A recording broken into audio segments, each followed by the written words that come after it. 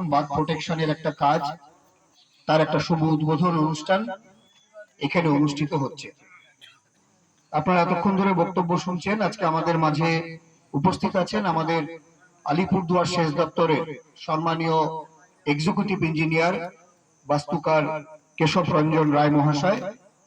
আমাদের মাঝে উপস্থিত আমাদের আলিপুরদুয়ার পঞ্চায়েত সমিতির সহসভাপতি পীযূষ কান্তি রায়। এখানে উপস্থিত আমাদের শালকুমার এক গ্রাম পঞ্চায়েতের প্রধান শ্রীবাস রায়, যিনি প্রচন্ড উদ্যমে এই অনুষ্ঠান শুধু নয়, গোটা বিষয়টা যাতে এখানে বাস্তবায়িত হয় তার জন্য আমার মনে হয় প্রতিদিন 24 ঘন্টা তিনি চিন্তা করেন।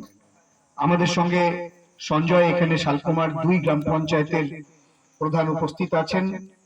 বিশিষ্ট সমাজসেবী দিলীপ বর্মন, তুষার কান্তি রায়, আমাদের এখানে ভোলাদা উপস্থিত রয়েছেন, মুকুল চন্দ্র বর্মন, পঞ্চায়েত সমিতির সদস্য অভ্রদীপ রায়, আমাদের ভরতদা এখানে আছেন, সুভাষ প্রামাণিক, অজয়দা বক্তব্য রাখলেন, স্থানীয় বিশিষ্ট সমাজসেবী, এবং আমাদের এখানকার সমস্ত পঞ্চায়েত স্তরের স্থানীয় জনপ্রতিনিধি এবং অবশ্যই আপনারা যারা এখানকার স্থানীয় বাসিন্দা।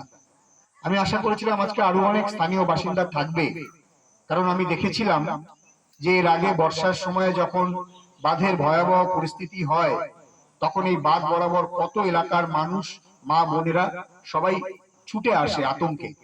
তো সবার কাছে আমাদের কিছু বলবার ছিল। আপনারা ইতিমধ্যে বুঝতে পেরেছেন যে আমাদের রাজ্যের সেচ দপ্তরের মাননীয় মন্ত্রী ডক্টর মানস রঞ্জন ভূঁইয়া তিনি কলকাতা থেকে আজকে মোবাইলে